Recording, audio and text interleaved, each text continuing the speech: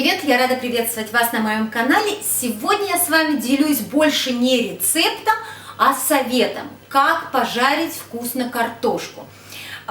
Все умеют жарить картошку, наверное, но далеко не у всех она получается вкусной. Эта картошка получается всегда вкусной, потому что я соблюдаю несколько правил при жарке, которыми сегодня я с вами делюсь. Казалось бы, такое простое блюдо, и вроде как все умеют, не у всех на самом деле вкусное получается. Картошку так жарить меня научила моя мама с томленым луком, очень вкусная получается. Для любителей не разваленной картошки, но абсолютно прожаренной, но которая не превращается в кашу. И я всегда беру 2-1,5 луковицы больших. И картошки я беру, это зависит от сковороды.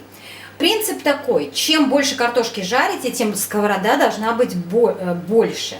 Соль и растительное масло, больше ничего мне здесь не потребуется. Сейчас дойдем до сковороды. А пока первым делом будем томить лук. И лук нарезаю полукольцами. Первый секрет вкусной жареной картошки – это большая сковорода. Вот я беру 28 сантиметров сковороду. И чем больше картошки, как я уже сказала, тем больше должна быть сковорода. Не надо утрамбовывать картошку как кильку. Она должна быть свободна.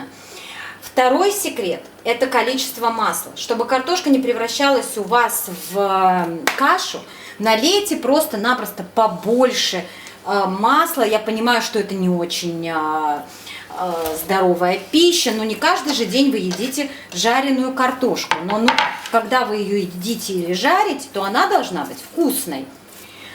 Сейчас я положила лук полукольцами.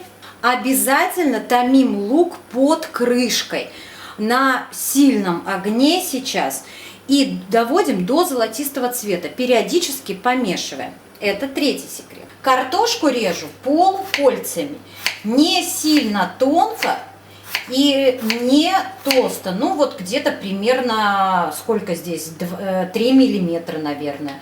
Вот такими полукольцами. Если картошка у вас большая, то можно разрезать половинку, то есть на еще половинку, то есть клубень картофеля разрезать на четверти. И вот так полукольцами режу всю картошку. И вот когда лук уже притомился, утомился под крышкой, высыпаю всю нарезанную картошку, сразу перемешиваю, чтобы лук не горел, а попал тоже наверх. Вот видите, у меня в сковороде не до конца заполненная сковорода, то есть картошка еще ужарится и будет половина сковороды где-то примерно. Один раз вот так вот сейчас перемешиваю, чтобы наверху был лук. И оставляю на сильном огне минут где-то на 7, 8, 10 до того момента, чтобы внизу у картошки, которая сейчас лежит внизу, образовалась золотистая корочка. Это мой четвертый секрет.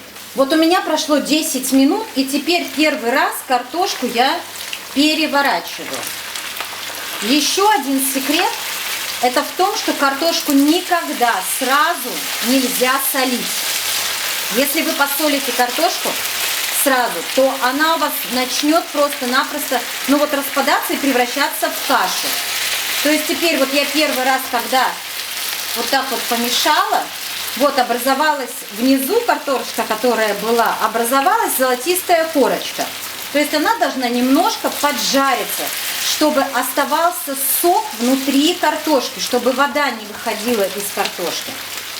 И теперь я убавляю огонь, немножко делаю средний, не медленный огонь, средний огонь. И закрываю крышкой, не солю пока, первый раз, когда помешали. И через 5 минут подойду и посолю и помешаю картошку. Вот через 5 минут открываем крышку и первый раз солю. Несколько щепоток, потому что солить буду еще раз потом. Не сразу все солю, здесь нужно пробовать, чтобы картошку не пересолить. Поэтому я солю обычно в 2 этапа. Перемешиваю, еще раз ее солю сверху. И закрываю крышкой еще минут на 5.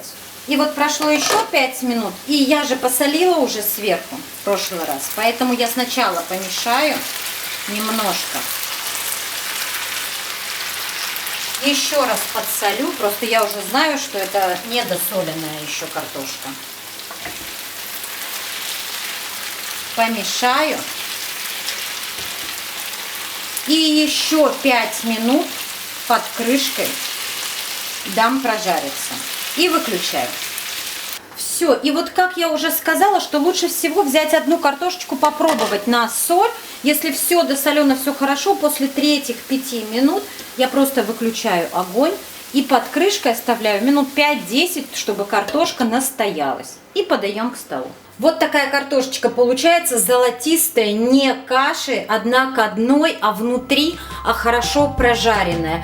Жарьте таким способом картошку, и всегда она у вас будет получаться очень-очень вкусной. Пожалуйста, делитесь этим рецептом с друзьями, подписывайтесь на мой канал. За лайки всегда спасибо.